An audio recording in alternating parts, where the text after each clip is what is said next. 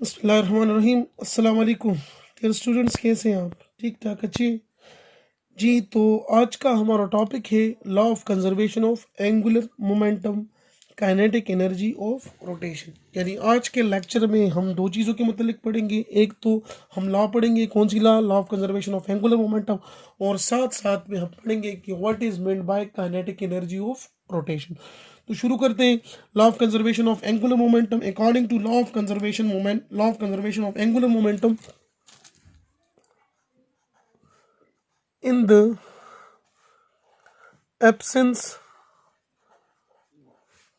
of any external torque, the total angular momentum of a system, कौन सा system होगा बेटा? Isolated system remains constant. यानी this statement of law of conservation of angular momentum का in the absence of any external torque, यानी external torque की गैर मौजूदगी में the total angular momentum of an isolated system, वो सिस्टम जिस पर सराउंडिंग का कोई असर ना हो, यानी the system upon which there is no effect of surrounding, उसे कहा जाता है आइसोलेटेड सिस्टम। तो इन the absence of any external torque the total angular momentum of an isolated system remains constant. अब हमें पता है कि एंगुलर मोमेंटम और टार्क किस तरह रिलेट होते हैं? Del L by delta T is equal to torque, यानी टार्क को हम डिफाइन करते हैं the rate of change of angular momentum is called torque.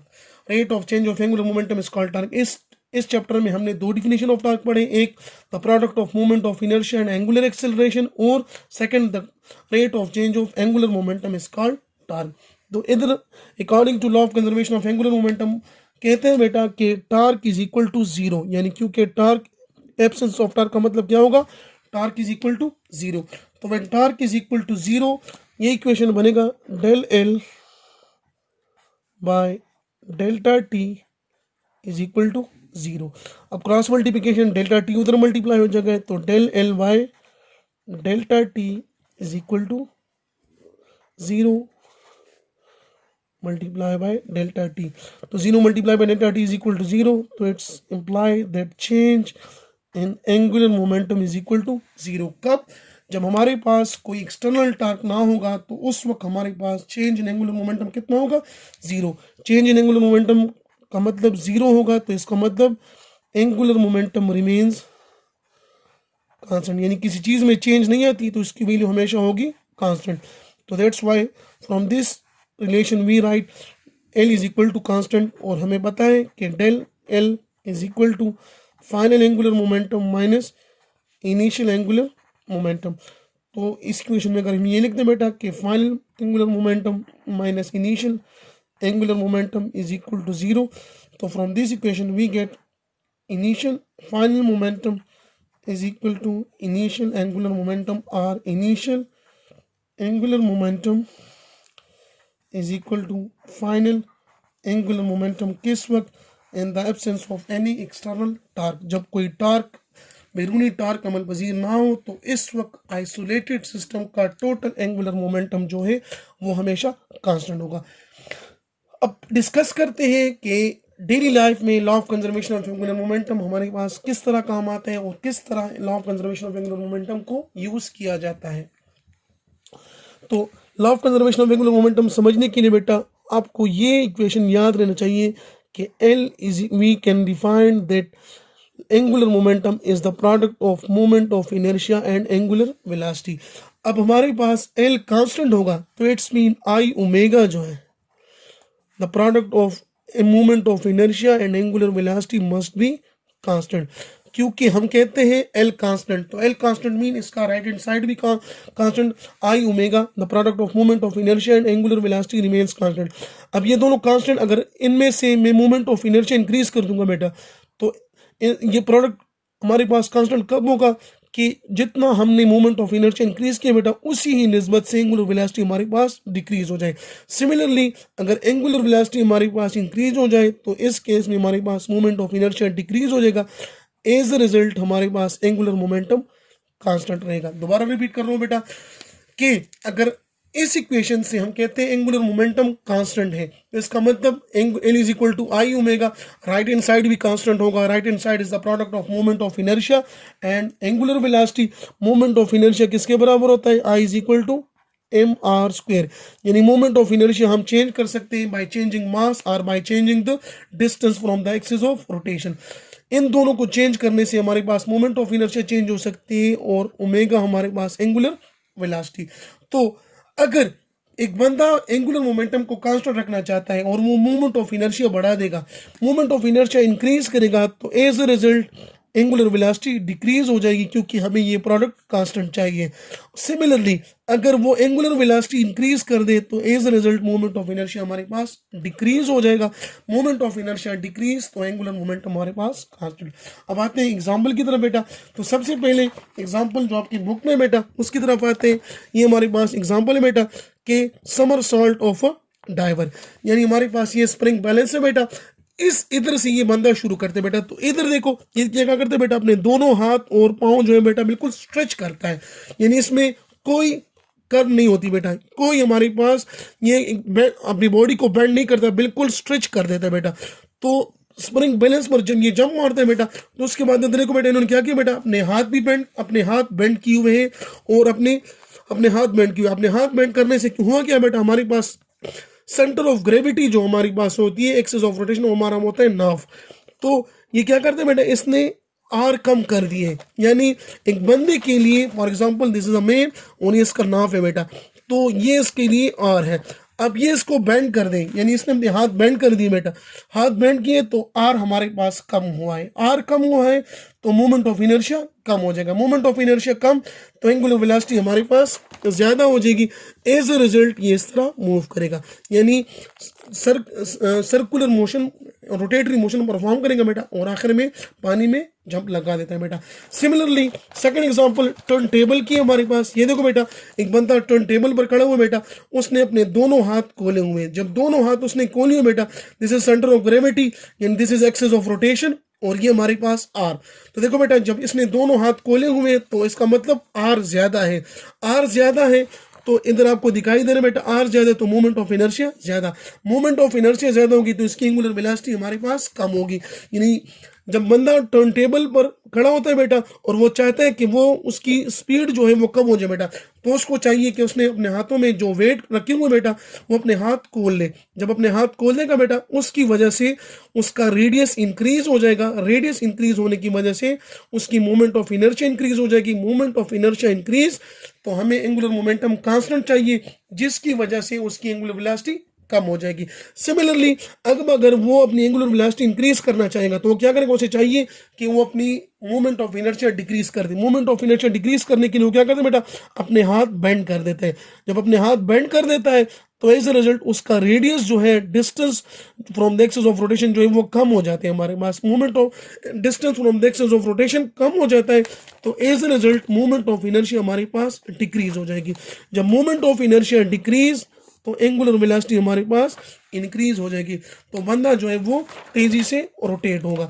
यानी टर्न टेबल पर अगर आप चाहते हो कि आपकी स्पीड ज़्यादा हो जाए बेटा तो जिन हाथों में आपने वेट पकड़े हुए बेटा वो हाथ बेंड कर दो इस तरह, तो आपकी मोमेंट ऑफ इनर्शिया कम हो जाएगी। As a result angular velocity increase. और इस केस में आप अगर चाहते हो बेटा कि आपकी मूवमेंट यानी आपकी एंगुलर वेलोसिटी डिक्रीज हो जाए, कम हो जाए बेटा, तो अपने हाथ खोल दो। एज अ रिजल्ट हाथ खोलोगे बेटा तो मोमेंट ऑफ इनर्शिया इंक्रीज हो जाएगा। मोमेंट ऑफ इनर्शिया इंक्रीज तो एंगुलर वेलोसिटी हमारे पास डिक्रीज हो जाएगी। सिमिलरली देखो बेटा अगर हमारे पास एक स्टोन है बेटा और उसको हम धागे से बांधते हैं बेटा, रस्सी से बांधते हैं, और वो स्टोन जो है बेटा स्टूडेंट्स वो सर्कुलर पाथ में इस तरह रोटेट हो रहा है बेटा। तो अक्सर औकात हम लोग देखो बेटा, जब आप स्टोन को धागे से बांधते हो बेटा, सर्कुलर पाथ में घुमाते हो और अपनी ये उंगली इस तरह कड़ी कर देते हो बेटा, तो होता क्या है बेटा, एज ए रिजल्ट हमारे पास वो वायर जो है हमारी उंगली के इर्द गिर्द लपेटना शुरू कर देते हैं बेटा। यानी ये फर्स्ट केस हमारे पास। सेकंड केस में यानी अगर एक रोटेशन हमारे पास कंप्लीट हो जाए बेटा, तो इसका सर्कल ये हो जाएगा, और थर्ड रोटेशन के बाद इसका सर्कल हमारे पास ये, फिर फोर्थ में हमारे पास ये। और इसी दौरान आप ऑब्जर्व करते हो बेटा कि अगर हम इन सर्कल को ले बेटा, ये हमारे पास R1 हो, ये R2 हो, ये R3 और ये R4, तो आप क्लियर दिखाई दे रहे हैं बेटा, R1 is greater than R2, greater than R3 and greater than R4। सबसे ज्यादा क्या है बेटा, R1। अब R हमारे पास जिधर ज्यादा होगा उधर हमारे पास मोमेंट ऑफ इनर्शिया ज्यादा होगी। मोमेंट ऑफ इनर्शिया ज्यादा तो एंगुलर वेलोसिटी हमारे पास कम। आप देखते हो बेटा, जब आप पत्थर को बांधते हो बेटा, रस्सी के साथ सर्कुलर पाथ में रोटेट कर देते हो, फिर अपनी उंगली इस तरह कड़ी कर देते हो लाइक दिस, तो जब वो धागा जो है आपकी उंगली के इर्द गिर्द लपेटना शुरू कर दे बेटा, तो जितना वो लपेटता जाता है बेटा, उसकी स्पीड इंक्रीज होती है। क्यों इंक्रीज होती है? क्योंकि उसका रेडियस कम हो जाता है। रेडियस कम हो जाता है तो मोमेंट ऑफ इनर्शिया कम, मोमेंट ऑफ इनर्शिया कम, तो हमारे पास एंगुलर वेलोसिटी जो है वो ज्यादा होना शुरू कर देती है। उम्मीद है बेटा समझ आ गई होगी कि किस तरह हमारे पास एंगुलर मोमेंटम जो है वो कांस्टेंट रह सकता है। अब हमारे पास earth revolves around the sun, इधर भी एंगुलर मोमेंटम कांस्टेंट होगा। Electron revolves around the nucleus, उधर भी हमारे पास एंगुलर मोमेंटम कांस्टेंट होगा। तो this is all about the law of conservation of angular momentum के in the absence of any external torque the total angular momentum of a system remains constant. जी बात है काइनेटिक एनर्जी ऑफ रोटेशन की तरफ। जिस तरह हमने पढ़ा था कि लीनियर काइनेटिक एनर्जी यानी the energy possessed by a body due to its linear motion is called linear kinetic energy और सिंपल काइनेटिक एनर्जी। इसी तरह हम कहते हैं काइनेटिक एनर्जी ऑफ रोटेशन को डिफाइन करते हैं बेटा, the energy possessed by a body due to angular motion called rotational kinetic energy. यानी किसी बॉडी की वो एनर्जी जो कि इसमें रोटेशनल मोशन की वजह से हो, उसे कहा जाता है काइनेटिक एनर्जी ऑफ रोटेशन। और काइनेटिक एनर्जी ऑफ रोटेशन का मैथमेटिकल फॉर्म मैथमेटिकली इसको रिप्रेजेंट करते हैं बेटा, kinetic energy of rotation is equal to 1/2 I omega square. This is the mathematical form of kinetic energy. यानी where I is equal, I हमारे पास क्या है, मोमेंट ऑफ इनर्शिया, जबकि ओमेगा हमारे पास है एंगुलर वेलोसिटी। अब हम पढ़ चुके हैं about linear kinetic energy. Linear kinetic energy किसके बराबर होती है? Kinetic energy is equal to translational kinetic energy या linear kinetic energy 1/2 mv square. अब अगर आपसे कहें बेटा कि from translational kinetic energy prove the rotational kinetic energy, तो we know that kinetic translational kinetic energy is equal to half mv square. और कोई सर्कुलर मोशन हो हमारे पास, यानी when a body moves in a circular path, तो इस वक्त इसकी लीनियर वेलोसिटी, टेंजेंशियल वेलोसिटी हर पॉइंट पर इस तरह आउट अवे होगी इसके डायरेक्शन बेटा। यानी इसका मैग्नीट्यूड सेम हो सकता है, डायरेक्शन कभी सेम नहीं होगी बेटा। और angular velocity will be along the axis of rotation. और सर्कुलर पाथ में हमने लीनियर वेलोसिटी और एंगुलर वेलोसिटी को रिलेट किया था, हमने वो रिलेशन फाइंड की थी, v is equal to r omega. तो let's say this is equation number 1 and this is equation number 2। तो करते क्या है बेटा, using equation 2 in equation number 1, तो काइनेटिक एनर्जी बिकम 1/2 mv की जगह r ओमेगा होल स्क्वायर। तो kinetic energy is equal to 1/2 mr square into omega square, mr square into omega square. अब हमें पता है बेटा कि what is mr square? mr square is equal to I which is moment of inertia, moment of inertia. तो in this case ये बन जाएगा kinetic energy is equal to 1/2 अपनी जगह पर, और mr स्क्वायर की जगह I ओमेगा स्क्वायर अपनी जगह पर। This is the proof of mathematical form of kinetic energy of rotation. तो किसी भी ऑब्जेक्ट के साथ due to the rotatory motion, जो एनर्जी होती है उसे कहा जाता है काइनेटिक एनर्जी ऑफ रोटेशन, यानी the energy possessed by a body due to angular motion called rotational kinetic energy. और rotational kinetic energy mathematically represented by half I omega square. इसका यूनिट भी हमारे पास जूल ही होगा और इसका नेचर भी हमारे पास स्केलर होगा, क्योंकि एनर्जी जो भी हो वो हमेशा हमारे पास स्केलर होती है, क्योंकि हम कहते हैं the ability of a body to do work is called energy, और वर्क डन हमारे पास स्केलर क्वांटिटी है, इसी वजह से हमारे पास एनर्जी भी स्केलर क्वांटिटी है। तो ये हमारे पास काइनेटिक एनर्जी ऑफ रोटेशन। और किस वक्त में, जब सिंपल केस हमारे पास एक बॉडी जिसका मास m जो कि मूव कर रही थी सर्कुलर पाथ में ऑफ रेडियस r, उसके लिए हमारे पास काइनेटिक एनर्जी ऑफ रोटेशन हमने प्रूव कर दी कि it's equal to half I omega square. अब मालूम करते हैं kinetic energy of rigid body. Rigid body किसे कहते हैं? सख्त बॉडी, यानी वो बॉडी जिस पर हम प्रेशर फोर्स अप्लाई करें और उसका शेप और वॉल्यूम चेंज ना हो। हम पढ़ चुके हैं परफेक्टली रिजिड बॉडी पॉसिबल नहीं है, लेकिन जितने भी सॉलिड्स बॉडी है उनको हम रिजिड बॉडी कंसिडर करते हैं। और सेकंड डिफिनेशन में लिखी थी बेटा कि rigid body is defined as that body in which the distance between any two point remain same. तो हमारे पास एक रिजिड बॉडी हम कहते हैं कंसिडर वी हम rigid body which is moving with constant angular velocity omega in anticlockwise direction. ये rigid body है बेटा जो कि कांस्टेंट एंगुलर वेलोसिटी ओमेगा के साथ एंटी क्लॉकवाइज डायरेक्शन में मूव करे बेटा। और let's say this is point O is its axis of rotation. तो और ये particle m1 it compose of different particle m2 m3 m4 और ये सिलसिला कंटिन्यू, तो this will be mn। m1 का distance from the axis of rotation ये होगा बेटा r1, ये स्टूडेंट्स r2, ये डिस्टेंस हमारे पास r3, ये डिस्टेंस r4 और ये डिस्टेंस हमारे पास rn। अब this rigid body is moving in anti-clockwise direction with constant angular velocity। तो the kinetic energy of mass m1, यानी वो पार्टिकल जिसका मास m1 हो उसकी काइनेटिक एनर्जी किसके बराबर होगी? Kinetic energy will be equal to kinetic energy to rotation, it will be equal to 1/2 m1 r1 square into omega. kinetic energy of mass m2 1/2 m2 r2 square into omega। Third particle के लिए kinetic energy of mass m3, तो kinetic energy 3 will be equal to 1/2 m3 r3 square into omega. ये सिलसिला हम continue रखें बेटा। तो वो पार्टिकल जिसका मास mn है उसकी kinetic energy En 1/2 mn rn square into omega. Total kinetic energy किसके बराबर होगी? The kinetic energy of mass m1, kinetic energy of mass m2, kinetic energy of mass m3 up to kinetic energy of mass mn।